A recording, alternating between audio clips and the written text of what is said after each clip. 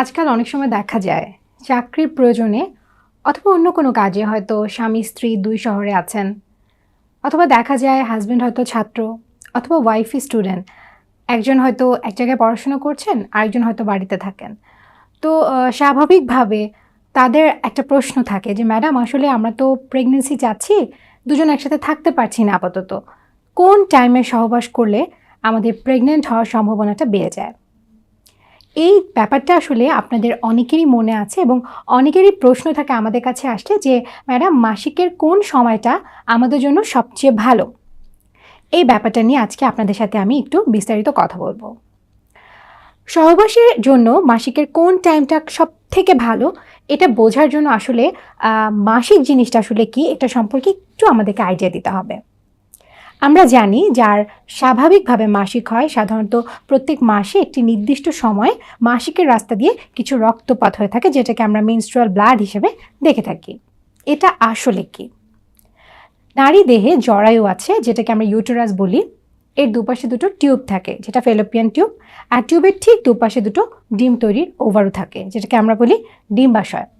এখন দেখা যায় প্রত্যেক মাসে যেই দিন আপনার মাসিক শুরু হয়, অর্থাৎ ধরুন মাসের 1 তারিখে মাসিক শুরু হলো, সেই দিন থেকে আপনার জরায়ুর যে ভিতরে যে লেয়ারটা থাকে এন্ডোমেট্রিয়াম, সেটা খসে খসে ব্লিডিং হিসেবে বাইরে চলে আসে।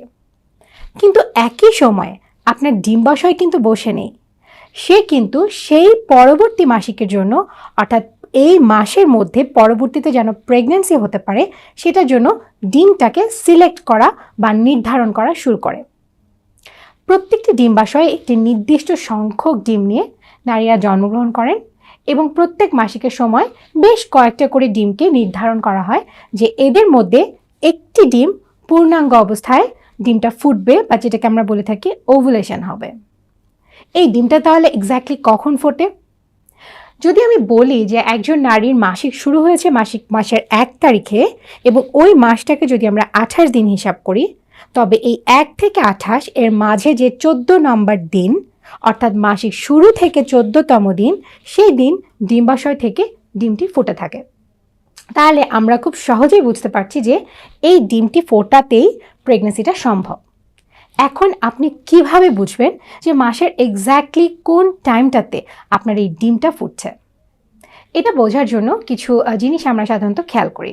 প্রথমত, পেশেন্টরা কয়েকটা জিনিস দেখতে পান, সেগুলো নিয়ে আমি বলবো। দ্বিতীয়ত, আমরা কাগজে কলমে একটা হিসাব করে বের করতে পারি যে কোন টাইমটা আপনার জন্য এই ডিম ফোটার জন্য বেস্ট এবং স্বামী সহবাসের জন্য সবচেয়ে ভালো, যাতে গর্ভে সন্তান আসে। এবং আরেকটা আমরা যেটা করে থাকি সেটা হচ্ছে পরীক্ষার মাধ্যমে বুঝি যে ডিমটা এখন ফুটেছে কিনা। প্রথমে আসি একজন পেশেন্ট হিসেবে আপনি কিভাবে বুঝতে পারবেন যে আপনার ডিম ফোটার সময় হয়েছে কিনা। স্বাভাবিকভাবে এই ডিমটি ফোটার সাথে আমাদের শরীরে কিছু হরমোন আছে, যেটাকে এস্ট্রোজেন এবং প্রোজেস্টেরন বলে থাকি। এই হরমোনগুলোর একটি তারতম্য তৈরি হয় এবং যাতে ডিমটা ফোটে। তো দেখা গিয়েছে পরীক্ষা করে যে এই ডিমটি যখন ফোটে তখন স্বাভাবিক নিয়মে নারী দেহের তাপমাত্রা একটু বেড়ে যায়। আমরা বলে থাকি হয়তো 0.5 ডিগ্রি ফারেনহাইট বেড়েছে। এখন আপনি কিভাবে বুঝবেন যে আপনার এই তাপমাত্রাটা বেড়েছে কিনা? খুব সহজ। অনেক পেশেন্ট আপনারা যারা আজকে দেখছেন, খেয়াল করবেন আপনারা ডক্টরকে অনেক সময় বলেন যে ম্যাডাম, মাসিকের একটা নির্দিষ্ট সময় আমার গায়ে ভীষণ জ্বর লাগে, মনে হয় কি আমার গাটা গরম গরম। খুব সহজ ভাষায় গায়ে গায়ে জ্বর, কিন্তু আপনারা জ্বরটা থার্মোমিটারে পান না। ঠিক সেই সময় আপনি যদি খেয়াল করেন যে আপনি আপনার মাসিক যেদিন থেকে শুরু হয়েছে, পরীক্ষামূলকভাবে যদি আপনি আপনার তাপমাত্রা মাপতে থাকেন, আপনি দেখবেন ঠিক মাসিকের মাঝের টাইমটাতে এসে হঠাৎ করে আপনার পরবর্তী 3 দিনের জন্য তাপমাত্রাটা একটু বেশি থাকে। অর্থাৎ এটা আপনাকে বোঝাবে যে আপনার যে ডিমটা ফোটার কথা ছিল সেটা ফুটে গিয়েছে। এটাকে আমরা আমাদের ডাক্তারি ভাষায় বলে থাকি ব্যাজাল বডি টেম্পারেচারটা বেড়ে গেছে। তবে একটা গুরুত্বপূর্ণ কথা, যদি আপনি তাপমাত্রা দিয়ে এই ডিম ফোটাটা নির্ধারণ করতে চান, তবে সাধারণত আমরা যেমন বগলের তাপমাত্রা দেখে থাকি সেটা কিন্তু দেখা যাবে না।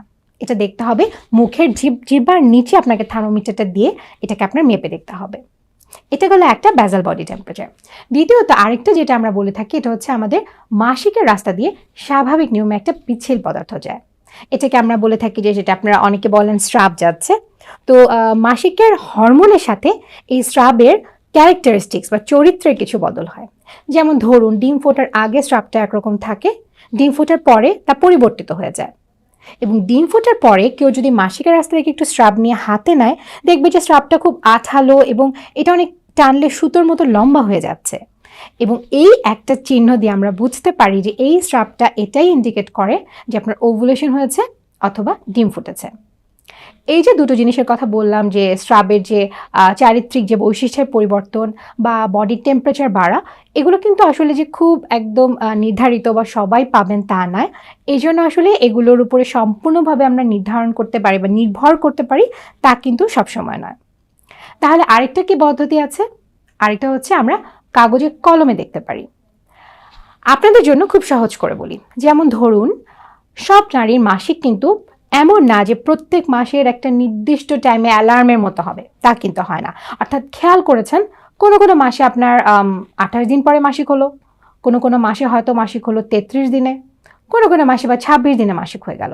সো এই টাইমগুলো আমরা যদি একটি নির্দিষ্ট টাইম, যেমন ধরুন 3 মাস অথবা 6 মাস বা 9 মাস আপনি যদি একভাবে অবজার্ভ করেন, তাহলে দেখবেন আপনার জন্য মাসিকের এই যে স্থায়িত্বটা, কখনো কখনো কোনো মাসিক 29 দিনের সাইকেল, কখনো কখনো 32 দিনের সাইকেল, কখনো বা 28 দিনের সাইকেল।